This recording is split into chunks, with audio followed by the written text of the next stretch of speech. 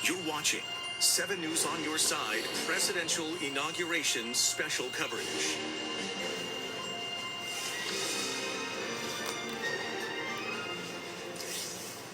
And good morning. New video now of President Biden and Vice President Kamala Harris at the White House for the final time. The two meeting up just about a half hour ago.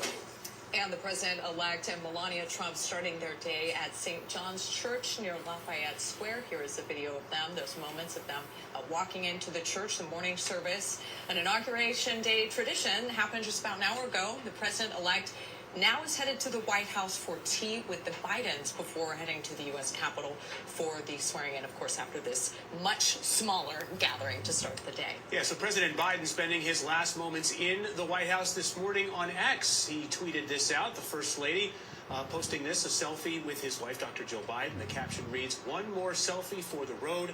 We love you, America." And now we want to take you to a live picture of the Capitol as the countdown to the inauguration continues. Actually, this would be the White House. Only 2 hours away until President-elect Trump is sworn into office. And good morning to you. I am Adam Wong. And I'm Megan Clark. Thank you so much for being with us on this historic day. President Biden, early this morning, also making some headlines with pardons. And these are preemptive pardons. So for Dr. Anthony Fauci, General Mark Milley, and members of the House committee that investigated the January 6th attack on the Capitol.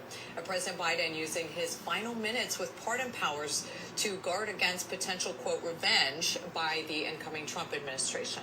Yeah, so it is a frigid day out. In fact, so cold that the inauguration is now taking place inside the Capitol Rotunda, as we've been telling you since this past Friday. Let's get a check on temperatures now with Senior Meteorologist Brian Vandegraff. Brian, good morning. Just how cold is it?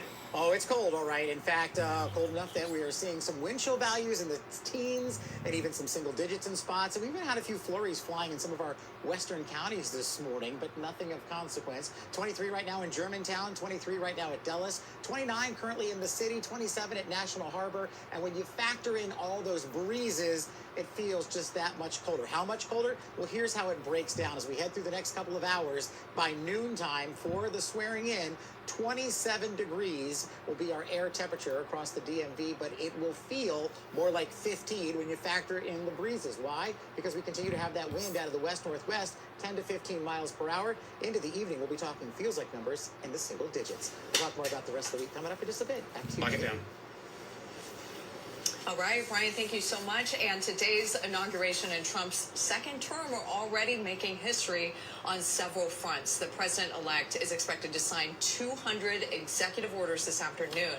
And Trump will sign some of those orders first at the Capitol building and then more of them later at Capital One Arena. Yeah, Trump will also be the first felon to serve as president. Last summer, a New York jury, of course, found him guilty on 34 charges tied to a hush money case involving adult film star Stormy Daniels. It was just last week that he had his sentencing, but as reported, he will not face any actual punishment. And we want to get back now to our coverage of the inauguration of President-elect Trump. Crews working around the clock over the weekend to prepare to now having the swearing-in ceremony inside the Capitol Rotunda. Yeah, it was on Friday that Trump announced that they would be making that move, moving things indoor because of the frigid temperature. 7 News reporter John Gonzalez is live on Capitol Hill, where he's been for us throughout the morning. John, it's been quite some time since an inauguration was held indoors.